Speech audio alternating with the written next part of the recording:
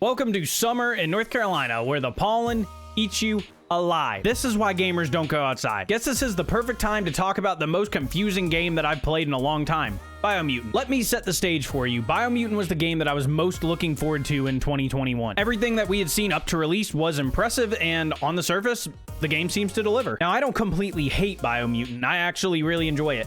It just doesn't feel finished. There's a pretty standard formula for Western RPGs. You're dropped into an unfamiliar world and then expected to fall under a trance for the next 20 to 50 hours of your life. And thus the first problem with Biomutant arises. What is supposed to make me care long enough to play this game for 20 to 50 hours? Without spoiling too much, the setup is pretty much a copy and paste from Breath of the Wild. The world is ending, you're the only one who can save it, and you're told there's 4 giant monsters to defeat, and pretty early on you're shown what is supposed to be the primary protagonist. I can't really tell you much. Like I said, I'm not spoiling too much. One of the primary mechanics of the game is the conflict between tribes, and you're set up to believe that choosing where you place your allegiance will have dramatic impact on the world and how the story plays out.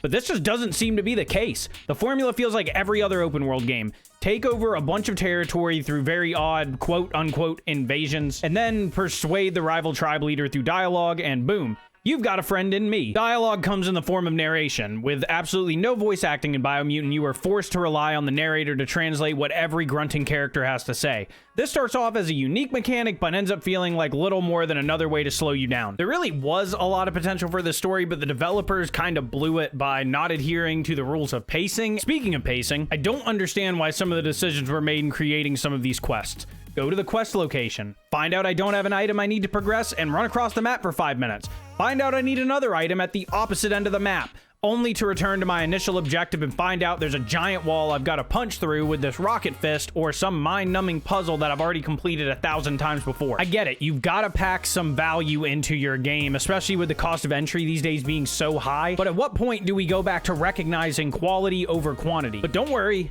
not everything is bad. This is an action RPG, and we've still got combat. The best way to describe how I feel about the combat would be to imagine if Kingdom Hearts and Devil May Cry met up in some strange love affair over a few sips of hack and slash tea, and this was their love child. It's very fluid, and the different character upgrades allow you to create your own playstyle. The early character creation does play a slight role in the early stages, but over time you'll be able to attribute points to skills you value. Purchase psychic powers and mutate your genetics to unlock hard-hitting abilities based on whether you're going through the dark path or the light path. And the variation between both melee weapons and ranged weapons really come together nicely. Like I said, it does feel quite a bit like Devil May Cry, and that's not a bad thing whatsoever. Devil May Cry is one of the best hack and slash series of all time. You can fight me on that in the comments, if you so choose. You'll find weapon parts and crafting materials scattered across the world, allowing you to make whatever jerry-rigged slicey boy your heart desires. Each tribe also provides you with their unique weapon after you've united them with your chosen faction. These weapons range from boomerangs, staffs, hook and chains, and many more. I guess the highlight of this section would be the options Biomutant gives you for fighting on your terms. Want to focus on mobility and utilize fast attacks? Craft a pair of stabby short swords and get to jumping around like a madman. Want something that hits hard and leaves your opponent stunned on the ground? Build a giant buster sword and get to smashing. By the way, the buster sword I've got, I call it Zabuza. If you know, you know. Overall, Biomutant wasn't what I hoped it would be going into it. The combat was great.